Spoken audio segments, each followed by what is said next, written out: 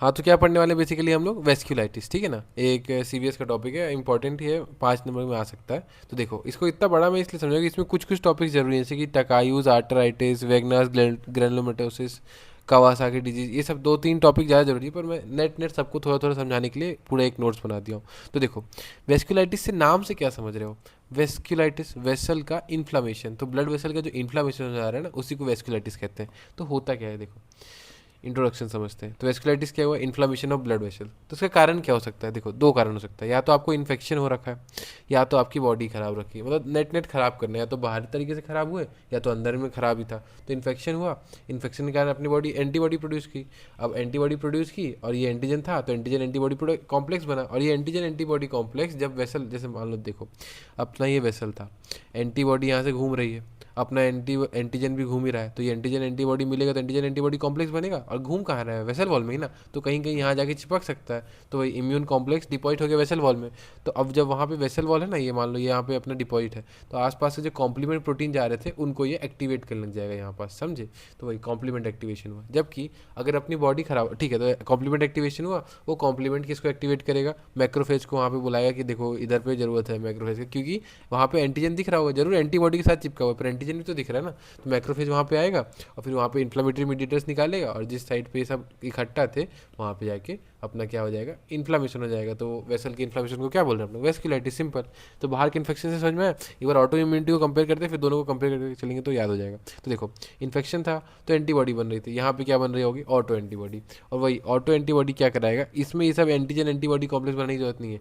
ये क्या कराता है? ऑटो एंटीबॉडीज में अंका, ठीक है ना, यहाँ पे न्यूट्रोफिल आएगा, इसके फुल फॉर्म में बताऊंगा मैं अभी। तो क्या कराता है? न्यूट्रोफिल को एक्टिवेट कराता है, और न्यूट्रोफिल भी वही काम करा रहा होगा, न्यूट्रोफिल जाके मैक्रोफेज को एक्टिवेट कराएगा, मैक्रोफेज इन्फ्लेमेटरी मीडिएटर निकलवाएगा और इन्फ्लेमेशन हो जाएगा, सिंपल। तो दो तरीका है, या तो बाहर से आपको इन्फेक्शन हो रखा है, या अंदर में दिक्कत है, मतलब ऑटो इम्यूनिटी। बाहर से हुआ तो एंटीबॉडी बना, एंटीबॉडी ने एंटीजन से बाइंड किया, एंटीजन एंटीबॉडी कॉम्प्लेक्स डिपॉजिट हुआ तो वहाँ पे इन्फ्लेमेशन हो गया, सिंपल। ऑटो इम्यूनिटी में जो एंटीबॉडी बन रहा है उसको अपन लोग क्या बोल रहे हैं? ANCA, anti neutrophilic cytoplasmic antibody, simple. तो बेसिकली न्यूट्रोफिल को एक्टिवेट कर रहा है, वो अंत में फिर मैक्रोफेज को रिक्रूट कर रहा है, इन्फ्लेमेटरी मीडिएटर्स निकल रहे हैं, इन्फ्लेमेशन हो जा रहा है। तो देखो, अंका में बेसिकली जो ऑटो एंटीबॉडी बन रही हैं, ये अंक है, इनका मतलब देखो, ऑटो एंटीबॉडी, तो इसका मतलब क्या है? बेसिकली अपने न्यूट्रोफिल के अगेंस्ट ही बन रही है एंटीबॉडी। न्यूट्रोफिल तो अपना ही पार्ट है ना, तो ये एक तरीके से ऑटो एंटीबॉडी हुआ। तो अंका, अंका का फुल फॉर्म क्या? अंकल से याद कर लो, क्योंकि अभी आप लोग इसके दो टाइप्स भी पढ़ेंगे, तो इसलिए अंकल याद कर लो, अंका मतलब अंकल। तो देखो, एंटी न्यूट्रोफिलिक साइटोप्लाज्मिक एंटीबॉडी, तो न्यूट्रोफिल के साइटोप्लाज्म में कुछ ग्रेन्यूल्स होते हैं, उनके अगेंस्ट जो एंटीबॉडी बन रही है ना, उन्हीं को अपन लोग क्या बोल रहे हैं? Anti neutrophilic cytoplasmic antibody. तो देखो, ये जो अंकल है ये दो टाइप के हो सकते हैं, एक छोटे अंकल हो सकते हैं और एक पागल अंकल हो सकते हैं, ठीक है ना। तो छोटे अंकल मतलब क्या? सी अंका, और पागल अंकल मतलब क्या? पी अंका। मैं छोटे और पागल इसलिए बता रहा हूँ क्योंकि इसका जो डिजीज है ना उससे रिलेटेड हो जाएगा अभी इस टर्म से, छोटे से और पागल से। तो देखो, सी अंका बेसिकली होता क्या है? साइटोप्लाज्मिक अंका, और पी मतलब क्या होता है? पेरीन्यूक्लियर अंका, ठीक है ना। तो देखो, ये टारगेट किसको करते हैं? साइटोप्लाज्म को टारगेट करते हैं। साइटोप्लाज्म में एक होता है प्रोटीनियस 3 है, ये नहीं याद करो तो चलेगा इस नाम के लिए। और पेरीन्यूक्लियर अंका किनको टारगेट करता है? बेसिकली न्यूट्रोफिल में माइलोपेरोक्सीडेज को, ठीक है ना। तो देखो, मैंने क्या बोला था? दो टाइप के अंक होते हैं, सी अंका और पी अंका। तो सी अंका को समझते हैं, सी क्या था? छोटे अंकल थे। तो देखो, छोटे अंकल किस में घूम रहे हैं? वैगनआर में घूम रहे हैं। वैगनआर मतलब क्या? वैगनर्स ग्रैनुलोमेटोसिस। तो वैगनर्स ग्रैनुलोमेटोसिस में कौन सा अंका दिखता है? सी अंका दिखता है। जबकि पी अंका जो है, मतलब पागल अंकल, ये छोटी छोटी बातों पे ना पागल क्यों है? क्योंकि छोटी छोटी बातों पे स्ट्रेस ले लेते हैं। मतलब क्या? छोटी छोटी मतलब क्या? माइक्रोस्कोपिक पॉलीएंजाइटिस, और स्ट्रेस ले लेते हैं मतलब क्या? चरक स्ट्रॉस सिंड्रोम, ठीक है ना। छोटी छोटी बातों पे स्ट्रेस ले लेते हैं। तो अंका के बारे में हम लोग क्या समझे? बेसिकली ऑटो एंटीबॉडी है। फुल फॉर्म क्या हुआ? Anti neutrophilic cytoplasmic antibody. दो टाइप के, एक छोटे और एक पागल। छोटे मतलब सी अंका, पागल मतलब पी अंका। तो ये किसको टारगेट करता है? प्रोटीनेज 3। और पी किसको टारगेट करता है? माइलोपेरोक्सीडेज को। सी अंका किस में इन्वॉल्व होता है? छोटे अंकल वैगनआर में घूमते हैं, मतलब वैगनस ग्रेनुलोमेटोसिस। और पागल जो होता है वो थोड़ी थोड़ी बात पे स्ट्रेस ले लेता है, मतलब क्या? माइक्रोस्कोपिक पॉलीएंजाइटिस और चरक स्ट्रॉस सिंड्रोम, सिंपल।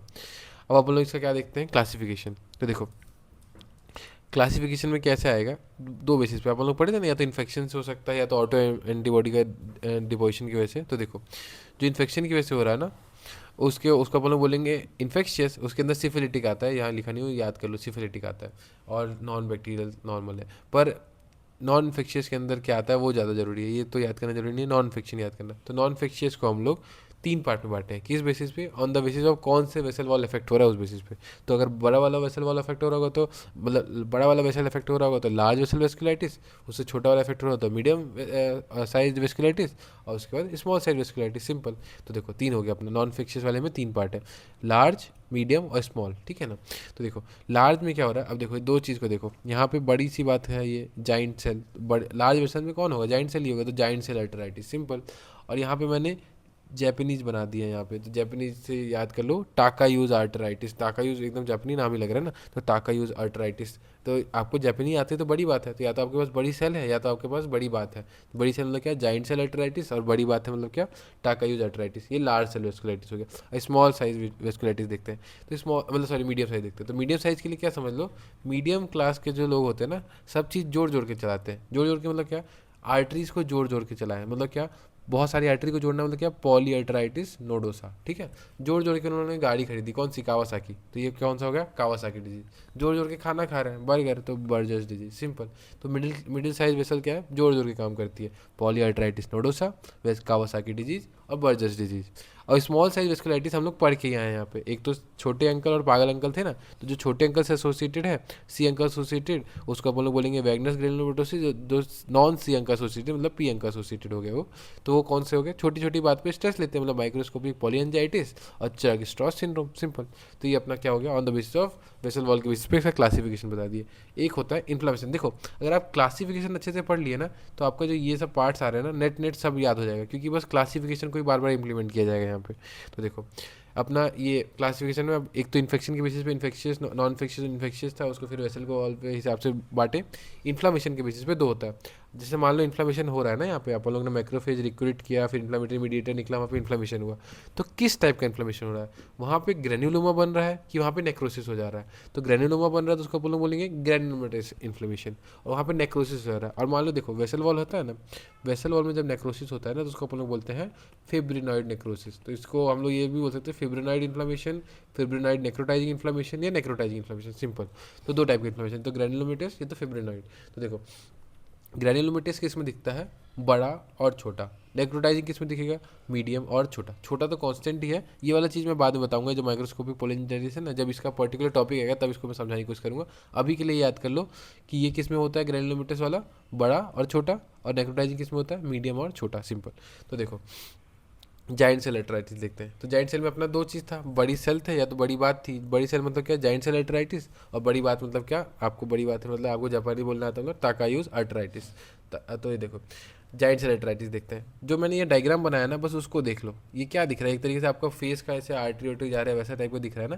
तो बेसिकली इसमें आपको हर आर्टराइटिस में इतना समझ दो कि कौन सी आर्टरी इफेक्ट हो रही है, उसको याद कर लोगे ना, तो नेट नेट आप आर्टरी इफेक्टेड और सिम्टम्स बता लोगे। सिंपल। ठीक है ना। तो देखो आर्टरी अफेक्टेड कौन सा है अपना यहाँ पे, ये जो अपना जाइंट सेल आर्टराइटिस में एक है टेम्पोरल आर्टरी, ठीक है ना, और उससे मैंने छोटा सा आँख की आर्टरी निकाल दी, ऑप्थेल्मिक आर्टरी, याद कर लो। ठीक है। तो देखो टेम्पोरल आर्टरी इफेक्ट हो रहा होगा और ऑप्थेल्मिक आर्टरी, बड़ी सी आर्टरी दोनों। तो जब इसका इन्फ्लामेशन होगा, सिंपल सी बात है, टेम्पोरल अपने ब्रेन से रिलेटेड है, तो सबसे ज़्यादा कॉमन एसोसिएटेड सिम्टम होता है कि हेडेक, हेडेक करा रहा होगा। पर देखो मैंने यहाँ पे दो ब्रांच कर दी ना, टेम्पोरल आर्टरी मुझे एक्जैक्टली याद नहीं है कैसी दिखती है, पर मैंने यहाँ पे बनाया है, ये टेम्पोरल आर्टरी बना दिया, फिर इसको ऐसे कर दिया और यहाँ पे ऑप्थेल्मिक छोटी सी ब्रांच बना दी ताकि याद रहे। तो देखो इसका टेम्पोरल आर्टरी, इसका जब इन्फ्लेमेशन हुआ तो सबसे कॉमन सिम्टम अपने को हेडेक दिख रहा है, ठीक है। पर हेडेक तो और चीज़ों की वजह से दिख सकता है। तो इसका स्पेसिफिक वेस्कुलाइटिस का सिम्टम क्या हो सकता है कि जॉ का क्लॉसिडेशन, जॉ अच्छे से मूव नहीं कर पा रहा है, जॉ का क्लॉसिडेशन हो जाना। सिंपल। ठीक है ना। तो क्लॉसिडेशन समझते हो, बेसिकली क्या होता है, तीन स्टेज होती है, यहाँ पे मैंने क्लॉसिडेशन को समझाने की कोशिश की है। वेसल वॉल होती है ना, उसमें धीरे धीरे ब्लॉकेज आ जा रहा है, फिर उसके बाद पूरा बंद हो जा रहा है, फिर अपना वहाँ पे गैंग्रीन आ जा रहा है, तो इनिशियल स्टेज को क्लॉसिडेशन कहते हैं। तो जॉ का क्लॉसिडेशन हो जाना, ठीक है। फिर ऑप्थेल्मिक आर्टरी, ऑप्थेल्मिक आर्टरी का अगर खराब हो गया, ऑप्थेल्मिक आर्टरी सिंपल सी बात है, अपना आई को प्रोवाइड कर रही होगी, तो क्या हो जाएगा, डिप्लोपिया, फिर ब्लाइंडनेस। सिंपल। तो अपना ये हो गया इंट्रोडक्शन, मतलब जाइंट सेल आर्टराइटिस के बारे में। इसका मॉर्फोलॉजी कैसे दिख रहा होगा, अभी पढ़ क्या है, कौन सा इन्फ्लामेशन, ग्रेनुलोमेटस इन्फ्लामेशन कहाँ दिखता है, बड़ा और छोटा। तो ये बड़ा है ना, तो बेसिकली इसमें कौन सा इन्फ्लामेशन दिख रहा होगा, ग्रेनुलोमेटस इन्फ्लामेशन। और कौन से टाइप के सेल्स, सिंपल ये पढ़े भी होगे, ग्रेनुलोमा जब इन्फ्लामेशन पढ़ोगे ना, तो जाइंट सेल का नाम होता है Langerhans type of giant cell, तो वही दिखता है। तो ये कैरेक्टरिस्टिक फीचर होता है किसका, पैथोग्नोमिक फीचर होता है जाइंट सेल आर्टराइटिस का। सिंपल। तो अपना ये कंप्लीट हो गया जाइंट सेल आर्टराइटिस। कहाँ पे हो रहा है बेसिकली, ये डायग्राम को देखो, टेम्पोरल आर्टरी था, टेम्पोरल आर्टरी और ऑप्थेल्मिक आर्टरी को याद कर दो। टेम्पोरल आर्टरी में हुआ तो मोस्ट कॉमनली सर दर्द हो रहा है, और पक्का करने के लिए कहाँ है, जॉग्लॉसिडेशन। और अपना ऑप्थेल्मी के कारण डिप्लोपिया उपलोपिया हो रहा है। मॉर्फोलॉजी में तो पढ़ के आए हैं पहले से, ग्रेनुलोमेटस इन्फ्लामेशन हो रहा है और लैंगरहेंस। टाकायूज पे आते हैं आप, ठीक है ना, ये इंपॉर्टेंट है। तो देखो यहाँ पे दो मेन इंपॉर्टेंट है, एक टाकायूज आर्टराइटिस और एक वेगनर्स ग्रेनुलोमेटोसिस। इनको अच्छे से याद कर लेना, और सब भूल भी जाओ तो चलेगा। तो देखो टाकायूज आर्टराइटिस समझते हैं क्या हो रहा है। बेसिकली इसको प्री डायलेक्शन है aortic आर्च के लिए। प्री डायलेक्शन मतलब पता है ना, प्यार हो जाना, मतलब बेसिकली इसमें ज़्यादातर होता है ये टाकायूज आर्टराइटिस, ठीक है। तो अब aortic आर्च का अफेक्ट कर रहा है, तो aortic आर्च कहाँ से आ रहा है, हार्ट से आ रहा है, और हार्ट किसके लिए रिस्पॉन्सिबल था, पल्स के लिए। तो ये पल्सलेस डिजीज, इसलिए ये दो चीज़, इस सिंड्रोम को दो चीज़ कहते हैं, या तो aortic आर्च सिंड्रोम भी कह सकते हैं टाकायूज आर्टराइटिस को, या तो पल्सलेस डिजीज भी कह सकते हैं, क्योंकि पल्स इफेक्ट हो रही है अपनी, ठीक है। तो इसमें अफेक्ट कौन हो रही होगी, aortic आर्च की इस वजह से सबक्लेवियन आर्टरी, ठीक है ना। तो सबक्लेवियन आर्टरी खराब हुई, जब वो दबी तो उसकी वजह से अपना पल्स जो है, अब ये मेनली ऊपर को, सब पहले ऊपर में इफेक्ट दिख रहा होगा, तो mild weakening of pulse in upper extremity, ठीक है ना। और वहाँ पे पल्स कम हो रहा है, बीपी कम हो रहा है, बेसिकली अपर एक्सट्रीमिटी में ही सब चेंजेस आ रही है। तो ये ग्रॉस कैसे दिखता होगा इसका, इसी मैं बोला ना ये इंपॉर्टेंट है, इसलिए इसका ग्रॉस, माइक्रोस्कोपी, क्लिनिकल फीचर सब जानना है। और सब में बस आप आर्टरी अफेक्टेड और उससे एसोसिएटेड क्लिनिकल फीचर पढ़ लोगे तो काम हो जाएगा। तो देखो इसका ग्रॉस क्या होता है, इसका जो इंटीमा होता है ना लेयर, अपना जो ट्यूनिका एडवेंसिया मीडिया इंटीमा, तो जो अपना इंटीमा लेयर है वो कैसा दिख रहा होगा, रिंकल दिख रहा होगा। और जो वॉल दिख रहा है ना, ये कैसा है, थिकेंड है, ठीक है ना। तो इंटीमा रिंकल्ड है और वॉल थिकेंड है, सिंपल। माइक्रोस्कोपी देखेंगे तो ये तो वही सेम है। इन्फ्लामेशन अपने को दिख रहा था ना ग्रेनुलोमेटस, तो ये भी वही है, बस नाम एक एक्स्ट्रा जोड़ लो, ट्रांसम्यूरल ग्रेनुलोमेटस इन्फ्लामेशन दिख रहा होगा। और साथ में इसमें जाइंट सेल्स भी दिख जाएंगी, और पैची एरिया दिखेगा किसमें, ट्यूनिका मीडिया में। थोड़ा सा रटवा रहा हूँ मैं, एटलीस्ट इतना पढ़ लो, क्या ट्रांसम्यूरल ग्रेनुलोमेटस इन्फ्लामेशन समझने वाला है, इसको पैची एरिया को याद कर लो, patchy area within tunica media.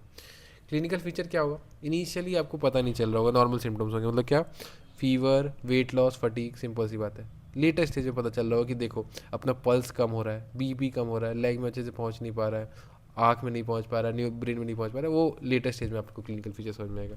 तो ये क्या हो गया, टाकायूज आर्टराइटिस। टाकायूज आर्टराइटिस का दो नाम है, aortic आर्च सिंड्रोम और pulseless disease. aortic arch syndrome क्यों, क्योंकि वो aortic आर्च को ज़्यादातर अफेक्ट कर रहा है, और पल्सलेस डिजीज क्यों, क्योंकि अपना पल्स कम हो जा रहा है, वीकन हो जा रहा है, ठीक है। तो आर्टरी इफेक्ट देखेंगे तो कौन सा आर्टरी इफेक्ट हो रहा है, सबक्लेवियन आर्टरी, उसके नैरोइंग से सब दिक्कत आ रहा है, पल्स, बीपी, ये सब गायब हो रही है, ठीक है। ग्रॉस में क्या दिख रहा है, रिंकल दिख रहा है, और ये नीचे का मीडिया मतलब aortic वॉल थिकन दिख रहा है। माइक्रोस्कोपी में मेन तो ये याद लिख ही सकते हो, ग्रेनुलोमेटस इन्फ्लामेशन, क्योंकि ग्रेनुलोमेटस इन्फ्लामेशन हम लोग लिख के आए, बड़ा और छोटे में दिखता है, तो ठीक है। ग्रेनुलोमेटस इन्फ्लामेशन और patchy area within tunica media, clinical feature initial और लेटर। चलो तो ये अपना क्या हो गया, जाइंट सेल आर्टराइटिस और टाकायूज। नेट क्या, ये किन आर्टरीज में हो रहा था, टेम्पोरल आर्टरी में हो रहा था, ऑप्थेल्मिक आर्टरी में। ये किस में हो रहा है, सबक्लेवियन आर्टरी में, सिंपल। अब अपन लोग आते हैं मीडियम साइज आर्टरी की बात। तो देखो मीडियम साइज आर्टरी में अपन लोग तीन मीडियम आदमी, जो मिडिल क्लास लोग होता है, वो सब जोड़ जोड़ के करता है। तो जोड़ जोड़ के उसने आर्टरी को जोड़ा, मतलब क्या, पॉलीआर्टराइटिस नोडोसा। जोड़ जोड़ के उसने गाड़ी खरीदी, मतलब क्या, कावासाकी डिजीज। और जोड़ जोड़ के उसने खाना खरीदा, मतलब क्या, बर्जर्स डिजीज, सिंपल। तो देखो पॉलीआर्टराइटिस नोडोसा के अंदर क्या होता है, बेसिकली ये उनमें दिखता है, ये बाहर वाले से एसोसिएटेड है। इसमें क्या हो रहा है, HBV infection more common in people with HBV होता है ना, उनमें ज़्यादातर चांसेस होते हैं कि पॉलीआर्टराइटिस नोडोसा हो जाएगा। तो कौन सी आर्टरी इफेक्ट हो रही है, डायग्राम को देखो, रीनल आर्टरी इफेक्ट हो रही है। और रीनल आर्टरी इफेक्ट होगी तो इसका काम होता है रेनिन को बैलेंस करना, तो इसलिए इसके कारण क्या हो सकता है, डेथ हो सकता है, क्योंकि वो रास सिस्टम एक्टिवेट अफेक्ट हो जाएगा। और एक चीज़ होता है मोनोन्यूराइटिस मल्टीप्लेक्स, नाम याद कर लो तो बेटर रहेगा, MM है, मोनोन्यूराइटिस मल्टीप्लेक्स। मॉर्फोलॉजी क्या दिख रहा होगी, मैंने क्या बताया था मॉर्फोलॉजी में, ग्रेनुलोमेटस इन्फ्लामेशन किस में दिखता है, लार्ज और स्मॉल में, और फिब्रोनोइड किस में दिखता है, मीडियम और स्मॉल में। अपन लोग किस पे आ चुके हैं, मीडियम में, तो कौन सा नेक्रोसिस दिख रहा होगा, फिब्रोनोइड नेक्रोसिस, सिंपल। तो देखो पॉलीआर्टराइटिस नोडोसा में याद क्या करो, एक तो ये चीज़ याद कर लो HBV इन्फेक्शन, और एक याद कर लो कौन सी आर्टरी इफेक्ट हो रही होगी, बाकी तो पहले से ही जोड़ के लिख सकते हो। कावासाकी डिजीज, कावासाकी डिजीज किस में दिखता है, जैसे HBV में दिख रहा है, वैसे इसका क्या की फीचर दिख रहा है कि बच्चों में दिखता है ज़्यादातर। तो इसमें देखो मैंने दो डायग्राम बनाया, जैसे उसमें किडनी का डायग्राम बनाया था, इसमें किसका डायग्राम बनाया हूँ मैं, म्यूकोसा। देखो ये क्यूटेनियस टिश्यू और ये म्यूकोसल टिश्यू। तो म्यूकोसा में ये आर्टरी दिख रही जाती है, तो म्यूकोसल आर्टरी को अफेक्ट करता है। और यहाँ पे हार्ट बना दी तो कोरोनरी आर्टरी को अफेक्ट करता है। तो देखो वहाँ पे कोरोनरी आर्टरी इफेक्ट नहीं हो रहा था, यहाँ पे क्या है, सबक्लेवियन आर्टरी था हार्ट से एसोसिएटेड। यहाँ पे कौन सा आर्टरी है, कोरोनरी, जो कि छोटे छोटे वेसल्स हार्ट को सप्लाई करते हैं। म्यूकोसल आर्टरी इफेक्ट होने के कारण क्या होगा, माउथ में म्यूकोसा रहता है ना, तो इरेथ्रिमा ऑफ माउथ। टंग में होता है तो स्ट्रॉबेरी टंग दिख रहा होगा। कंजंक्टिवा के आसपास भी बायलेटरल कंजंक्टिवल इंजेक्शन, ऐसा लग रहा है कि लाल लाल हो गया पूरा। तो जहाँ जहाँ भी म्यूकोसा होगा उसका इफेक्ट कर रहा होगा, माउथ, टंग, कंजंक्टिवा। कोरोनरी आर्टरी कारण क्या होगा, अगर ये खराब हुआ तो उसके कारण क्या होगा, कोरोनरी आर्टरी का एन्यूरिज्म, फूल गया वो, ठीक है। मायोकार्डियल इंफार्क्शन और इन्फ्लामेशन, जो भी हार्ट की चीज़ आपको याद आ रहा है इसमें पेल दो, ठीक है। फिर मॉर्फोलॉजी में क्या होगा, फिब्रिनोइड नेक्रोसिस पढ़ के आए, क्योंकि मीडियम वाले में क्या होता है, मीडियम मीडियम और स्मॉल वाले में फिब्रिनोइड नेक्रोसिस दिखता है, तो इसमें फिब्रिनोइड नेक्रोसिस सिंपल। तो इसका कैरेक्टरिस्टिक फीचर क्या था, एचबीवी इन्फेक्शन में दिखता है, ये यंग चिल्ड्रन में दिखता है, ये यहाँ पे किडनी इफेक्ट हो रहा था, और यहाँ पे एक डिजीज का नाम था न्यूराइटिस मल्टीप्लेक्स। यहाँ पे कौन इफेक्ट हो रहा है, म्यूकोसल आर्टरी और कोरोनरी आर्टरी। तो ये एरिथ्रेमा माउथ, स्ट्रॉबेरी टंग और कंजंक्टिवल इंजेक्शन। और इसमें क्या है, एन्यूरिज्म, एमआई और मायोकार्डिटिस, पेरिकार्डाइटिस। बर्जर्स डिजीज पे आते हैं। तो बर्जर्स डिजीज में क्या होता है, बेसिकली किन में होता है, हैवी सिगरेट स्मोकिंग करने वाले पर्सन में पाया जाता है ये। जैसे वो पहला वाला क्या था, इन्फेक्शन, दूसरा बच्चा, तीसरा क्या, हैवी सिगरेट स्मोकिंग वाले में, ठीक है। तो अगर इन सब को पता है, ये बस आर्टरी याद कर लो, याद अच्छे से करना तो टाकायूज आर्टराइटिस को याद कर लेना, और वेगनस ग्रैनुलोमेटोसिस बताऊंगा उसको अच्छे से याद कर लेना। तो देखो आर्टरी अफेक्टेड कौन कौन सी, ये इसमें किसका फोटो दिख रहा है आपको, लोअर लिम्ब की फोटो दिख रही है, तो वो हुआ तो थोड़ा थोड़ा सा ब्लॉकेज को अपन लोग बोलेंगे क्लॉसिडेशन, ठीक है ना। तो इंटरमीडिएट क्लॉडिकेशन हुआ, फिर उसके बाद ज़्यादा बढ़ गया तो स्कीम है, क्योंकि वो अब आगे ऑक्सीजन पहुंच ही नहीं पा रहा, ब्लड पहुंच ही नहीं पा रहा, फिर नेक्रोसिस और फिर गैंग्रीन हो जाता है लेग का। तो कहाँ कौन सा अफेक्ट हो रहा है, लिम्ब अफेक्ट हो रहा है, क्लॉसिडेशन, स्कीमिया, नेक्रोसिस और गैंग्रीन, सिंपल। तो ये अपना कंप्लीट हो गया बर्जर्स डिजीज, ठीक है। तो अपना 3 पार्ट पढ़ लिया अपन लोग, पॉलीआर्टराइटिस नोडोसा, कावासाकी डिजीज और बर्जर्स डिजीज। कौन सा अफेक्ट हो रहा था यहाँ पे, किडनी, यहाँ पे कौन अफेक्ट हो रहा था, म्यूकोसल आर्टरी और कोरोनरी आर्टरी, और यहाँ पे कौन अफेक्ट हो रहा है, लिम्ब की आर्टरी।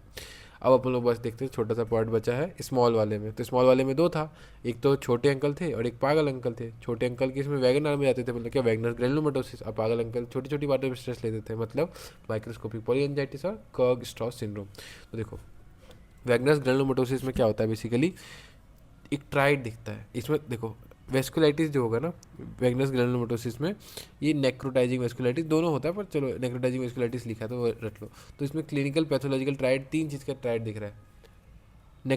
एक तो है नेक्रोटाइजिंग ग्रैनुलोमा, नेक्रोटिस भी हो रहा है, ग्रैनुलोमा भी हो रहा है। कहाँ पे, इन upper and lower respiratory tract. मैंने देखो 3 डायग्राम बनाया है, क्यों 3 यहाँ पे कलर अलग अलग किया है। नीले से अपन लोग हवा समझ सकते हैं, तो ये अपन लोग किसको, रेस्पिरेटरी ट्रैक्ट को बताना चाह रहा है। लाल से अपन लोग खून समझ सकते हैं, तो ये वेसल्स को बताना चाह रहा है। और ब्राउन से अपन लोग किडनी समझ सकते हैं, तो किडनी के बारे में बताएगा। तो 3 ट्राइड है, एक तो लंग से रिलेटेड, एक ब्लड वेसल से रिलेटेड, और एक अपना किडनी से रिलेटेड। तो देखो लंग से रिलेटेड क्या होगा, लंग्स में क्या हो रहा होगा, basically necrotising granuloma in upper and lower respiratory tract, simple. दूसरा अपना क्या हो रहा होगा, फोकल नेक्रोटाइजिंग ग्रैनुलोमा, यहाँ भी नेक्रोटाइजिंग ग्रैनुलोमा किस में, वेसल में डेवलप हो रहा है। उसके बाद तीसरा अपना क्या है, ग्लोमेरुलोनेफ्राइटिस, ठीक है ना। तो इसमें भी फोकल नेक्रोटाइजिंग क्रीसेंट्रिक, ऐसे चांद से जैसे अपना किडनी होता है, क्रीसेंट्रिक ग्लोमेरुलोनेफ्राइटिस हो रहा है, सिंपल। तो रेस्पिरेटरी अफेक्ट हो रहा है, ब्लड वेसल इफेक्ट हो रहा है, और अपना कौन इफेक्ट हो रहा है, किडनी इफेक्ट हो रहा है। रेस्पिरेटरी ट्रैक्ट में भी नेक्रोटाइजिंग ग्रैनुलोमा बन रहा है, इसमें भी वही बन रहा है। नेक्रोटाइजिंग ग्रैनुलोमा समझ में है ना, दोनों ग्रैनुलोमा का जब जोड़ दोगे, जैसे दोनों ग्रैनुलोमा नेक्रोसिस वाला भी जोड़ दोगे और अपना ग्रैनुलोमा भी जोड़ दोगे, तो उसको आप लोग बोलेंगे नेक्रोटाइजिंग ग्रैनुलोमा, सिंपल। तो वही नेक्रोटाइजिंग ग्रैनुलोमा सब में दिख रहा होगा, रेस्पिरेटरी ट्रैक्ट, वेसल्स और ग्लोमेरुलोनेफ्राइटिस। क्लिनिकल फीचर्स का क्या होगा, बेसिकली ये किन को अफेक्ट करता है, बुड्ढों को अफेक्ट करता है, क्योंकि वो बुड्ढे छोटे से हैं और वैगन आर में घूम रहे हैं। तो मतलब क्या, फिफ्थ मतलब टिपिकली अफेक्ट एडल्ट मेल इन 5th डेकेड। और इसमें बहुत सारे ऑर्गन्स इन्वॉल्व हो रहे हैं, अपन लोग देख के आए ना, किडनी और ये सब इन्वॉल्व हो रहा है। तो परसिस्टेंट न्यूमोनाइटिस हो सकता है, किडनी डिजीज तो पढ़ के आए, एक याद कर लो, क्रोनिक साइनोसाइटिस, सिंपल, ठीक है ना। तो परसिस्टेंट न्यूमोनाइटिस, क्रोनिक साइनोसाइटिस और किडनी डिजीज। माइक्रोस्कोपी देखेंगे तो क्या दिख रहा होगा, नेक्रोटाइजिंग वेस्कुलाइटिस तो दिख ही रहा होगा, और ग्रैनुलोमेटस इन्फ्लेमेशन दिख रहा होगा, सिंपल।